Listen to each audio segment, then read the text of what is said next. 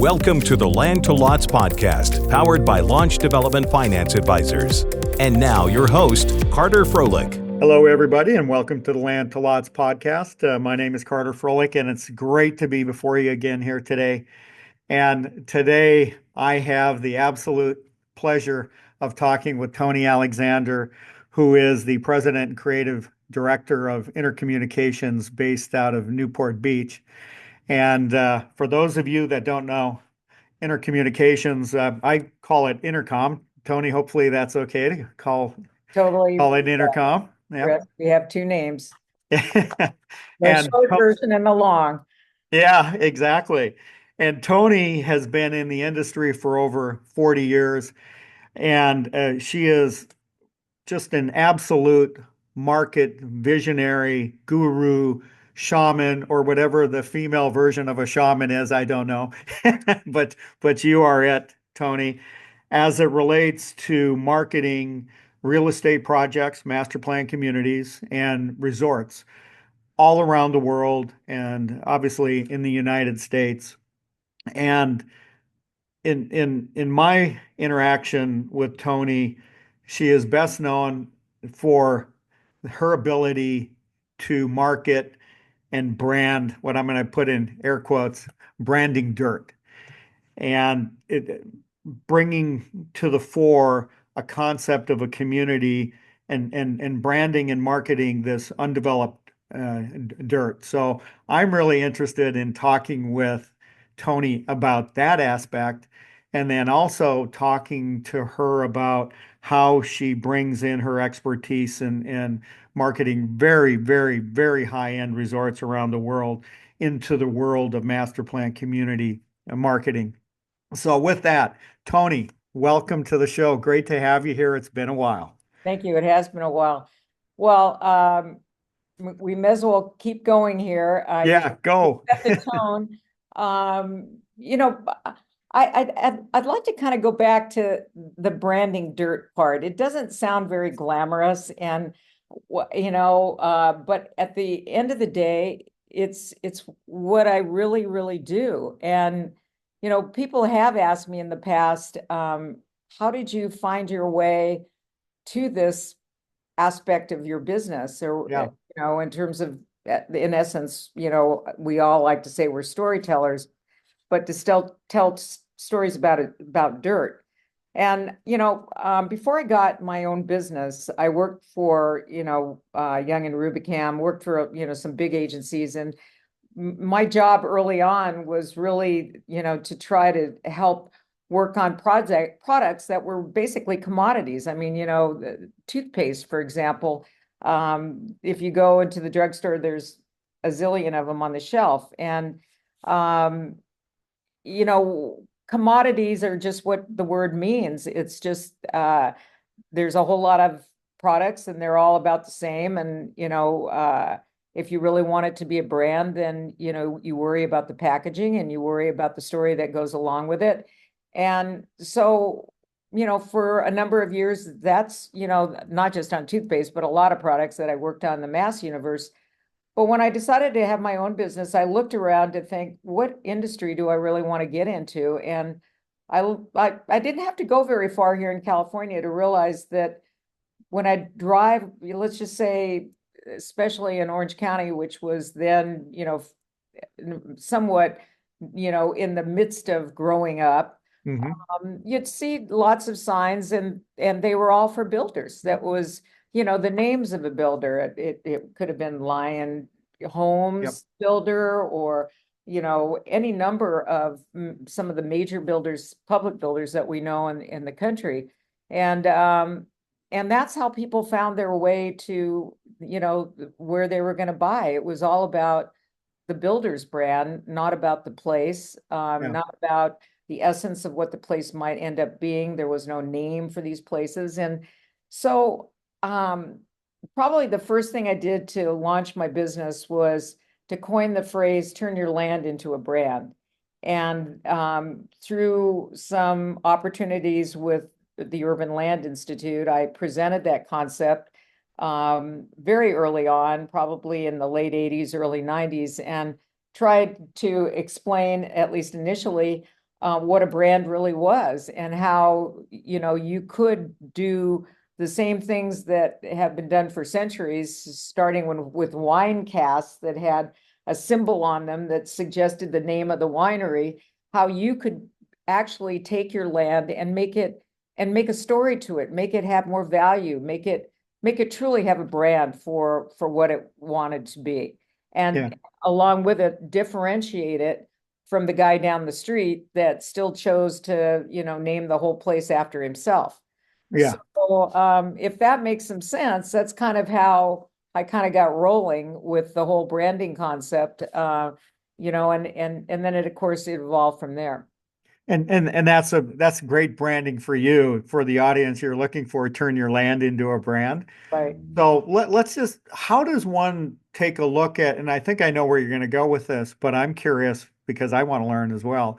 How do you turn your land into a brand? Are you going back and looking at the context in which the land is located, the history of the land, topography, all the above? I mean, when you first drive up onto a site, how do you look at it in terms of building a brand?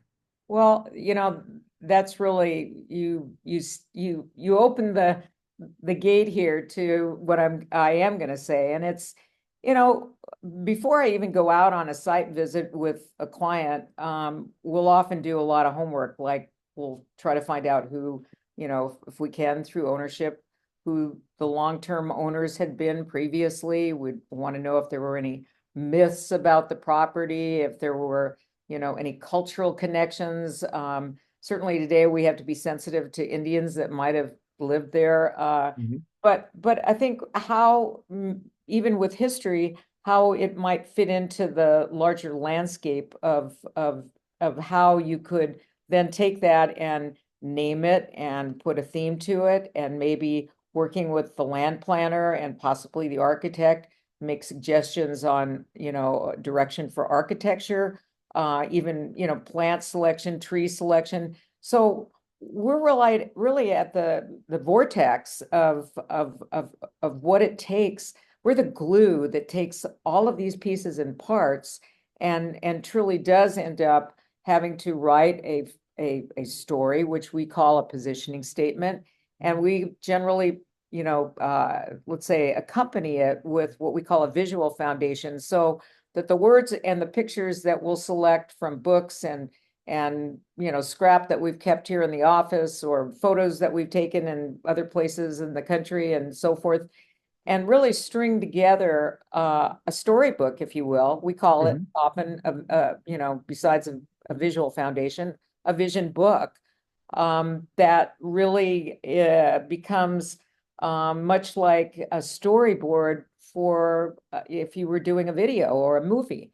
And Right. and I think that is the most important step that a lot of builders today, they're getting there, because I think a lot of the companies that are somewhat similar to Intercom, have attempted to create in their own process, that they've recognized the true value of putting all those pieces and parts together in something that you can sit and actually analyze and look at.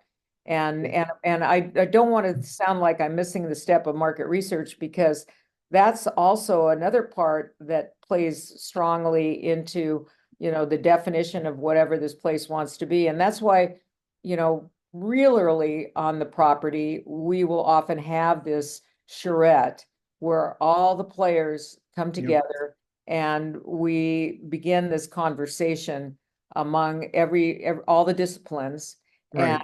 and that's where we come away with what we end up having to do. And then, just one added part to that, one of the most important parts of this positioning document is trying to define, sometimes we call them pillars or Mhm. cornerstones, but what are the pieces that are going to comprise and drive the what you might refer to as the DNA of this project. So, while I don't want to say it's a science, there is a very definitive process that allows for this ultimate story to get told. Man, yeah, I've got so many questions with that. So I'm just going to start asking them. Okay. So give me an example of a pillar, just so our audience has a better feel for, okay, Toni says we're going to base our plan, our story off of 3 to 4 to 5 pillars. What is a pillar in your Well, definition? I mean, I guess to me, it's the underpinning of what I call the brand promise. Okay. And these 3 or 4 elements, I tend to love the idea of cornerstones, but sometimes we'll get on a project where there's a fifth guy that we just have to include. I'll give you 4 on a project that we did here over the last several years in New York, on the edge of the Hudson River, that Okay. formerly the site of a General Motors plant. Okay. So this plant got sold to SunCal, and the developer, and they had to make some decisions as to what this thing was going to be. And we brought it down to, redefining this place, basically the Hudson Valley, redefining what the Hudson Valley would mean, because we knew a lot of our market would be coming out of New York City. And this was, just before COVID hit. So a lot of people left town for all those reasons. But even before that, why would I want to leave, an urban environment to come to suburbia? So we had to redefine what that meant to live in Terrytown. Second would be, in this case, the riverfront nature. And I'm not just talking about, the nature of life there, but in a sense, the broader aspect of life, living on the edge of a spectacular river that you could look across and see, palisades that, especially during the fall and the spring, change colors are incredible. And then third, the whole idea of accessibility and convenience, because this property was a General Motors plant, it basically backed it to rail yards, which, were railroads that also allowed for, the public to be able to get from A to B. And then lastly, we felt that, you know, we had the opportunity with this property to almost create what we'll call destination experiences, so that when people would move there, that they wouldn't feel that they were just buying a box. They were buying a piece of an extraordinary place. And so those were our 4 main cornerstones that ended up defining what we like to call a theme line. And in this case, we named it Edge on Hudson with the hyphens in between. Yeah. Wanted a unique name. And the theme line was a new view on the river. And the basic reason for that was because at this particular point in the river, the river bent to actually allow a portion of the land to be in the center, what was the center of the river. And so boats going around it had to navigate around this. But what was the real key here is that if you were standing on this property, on this 93 acres, you had a direct view to Manhattan. And on most days when it was clear, you could see the city. Yeah. So these were all kind of small things, but kind of big things, because by putting these together, you can already begin to feel what the story was behind this dirt that for 100 years was making General Motor cars.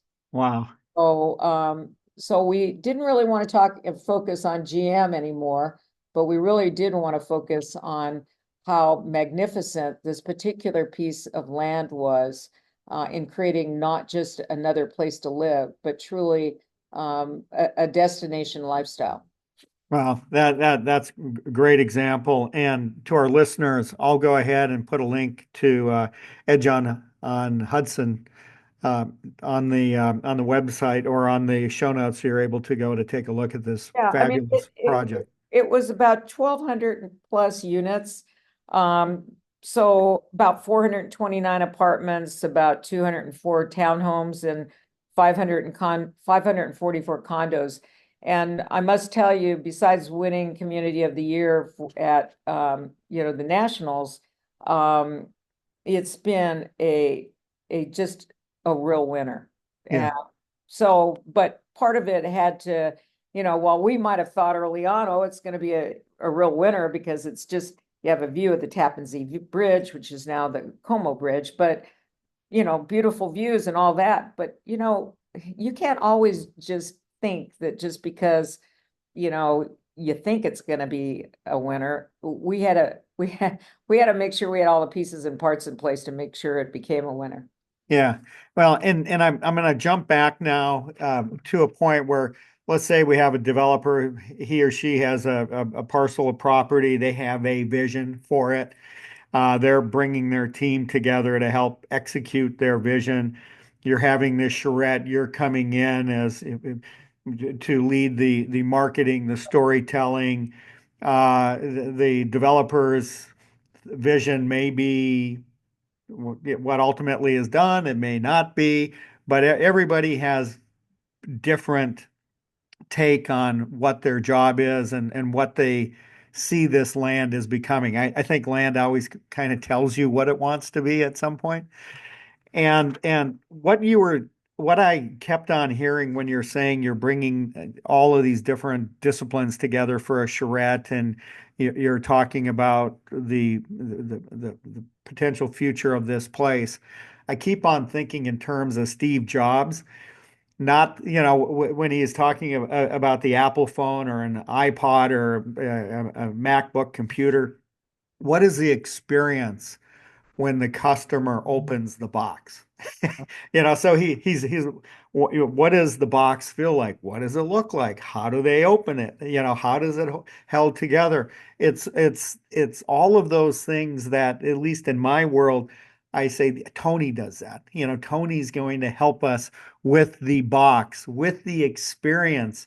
Now that I bought it, and even I just bought another Apple Watch, and of course they don't open the box for you. They want yeah, they want you to open the box so you can have that experience. So is that what you help the planners and the architects, the designers, the placemaking, the wayfinding, and I mean, is all this coming out and starting to formulate during this conceptual charrette? And maybe you can take it from there. Yeah, I think our first meeting on this property was in New York City because fortunately we had the benefit of a guy by the name of Thomas Waltz, who's an incredible landscape designer who really knows the Hudson Valley. We also had the benefit of Hart Howerton out of New York. I'm not saying that you have to hire people from the big city in order to get things done, because there's amazing architects and planners, urban planners, and certainly landscape architects, all over our country today. Mm-hmm. I think it's about leading the parade. I was really more the let's say not so much a moderator, but in our meeting, trying to extrapolate from each of them their essence, their sense for what we needed to accomplish with this project. Mm-hmm. And, it was about pulling out the ideas of colors and textures and creating remembering that this was a river town, but, it was also the gateway, to really the Hudson Valley. And also, not forgetting the Hudson School of Painting, which, again, was another opportunity to, layer on imagery that would ultimately distinguish this place when they all did their jobs from what other things that were going on in the Westchester area. So, sometimes part of my job is to connect the dots, and so, almost right after we had our meetings, we were on site. It became clear that because of the time it was going to take for architecture and everything to get done and to begin to finish what they had to do with getting approvals within the local constituency there, or local, let's say approval process, through Terrytown, Sleepy Hollow.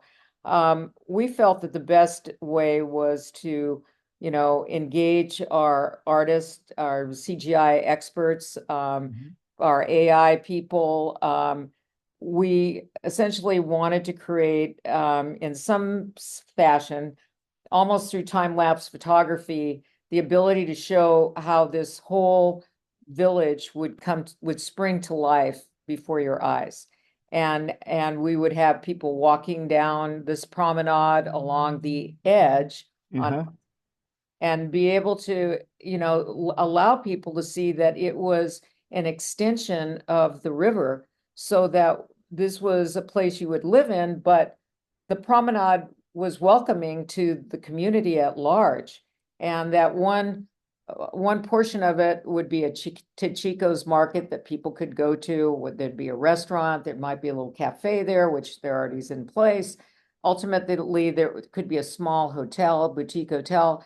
So, being able to make the city fathers know that this wasn't just developers coming in to, build a bunch of lots, sell a bunch of stuff, and 24 months later leave.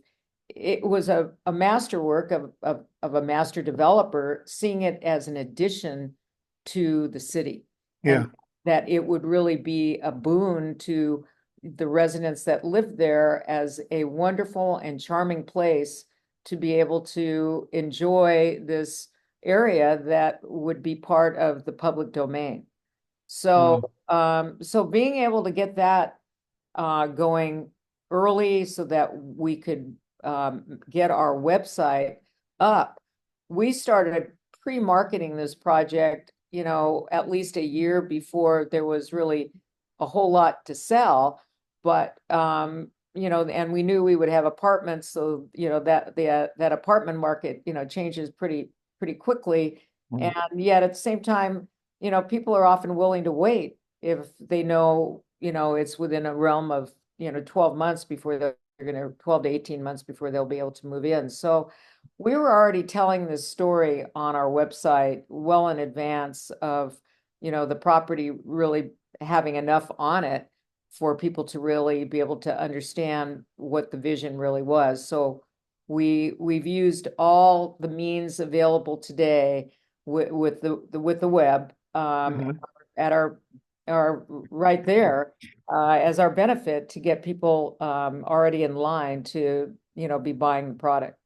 Yeah, and I'm old enough to remember when if we had a master plan and some watercolored paintings of a streetscape, that's what you started with.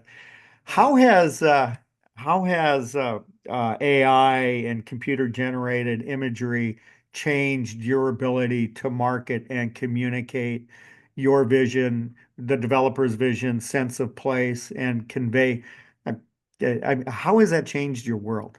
It dramatically. I mean, it's allowed everything to go so much faster. And when money is measured in time, this is extremely important. And I do think that when we used to have, going back to, as you call it, let's say, not just your days, my days as well, we would have rendering artists, I mean, certainly not like SketchUp like we have today, but rendering artists, over the boards, having to draw pictures of things that, what they looked like were nice, but they didn't look real. I mean, they looked, like what they were, a drawing. And I think, the web in particular, people want information in a nanosecond. They don't want to wait, or they move on to the next deal, that somebody just does a better job. And I do think, from a standpoint of storytelling, I don't think it gets any better than this. I think we've just found now ways to make what we did maybe even as recently as 5 years ago look even more real. I mean, when we're using green screens and we could have people walking in it, and then you mix eventually photography in with the animation. You don't know where the animation stops and reality begins. But we're doing things in real time that we can cut in and put into, the computer generated imagery. So it's really a mix of all the above. Yeah. Oh, that's awesome. I'll be looking for you on the Academy Awards here, Mrs. Spielberg. Well, trust Great. me, we've accessed, because of our location, we access people all the time that, Oh, I bet. they're not doing movies, that why not, Yeah. access the very best to storyboard your things in a digital form, so that, again, you're getting the best of the best. And there is video on that website that you did say you would post, so that people can see how we took what we did originally and mixed it as time went on with video. So Okay. this isn't something you do once and then you toss it. It continues to evolve as the project gets built out. Yep. Oh, that's great. And if you've enjoyed the Land to Lots podcast, I really encourage you to share it with other members of your team. Thank you for your time. You have been listening to the Land to Lots podcast with Carter Froelich. Follow us wherever you find your podcast to never miss a new episode.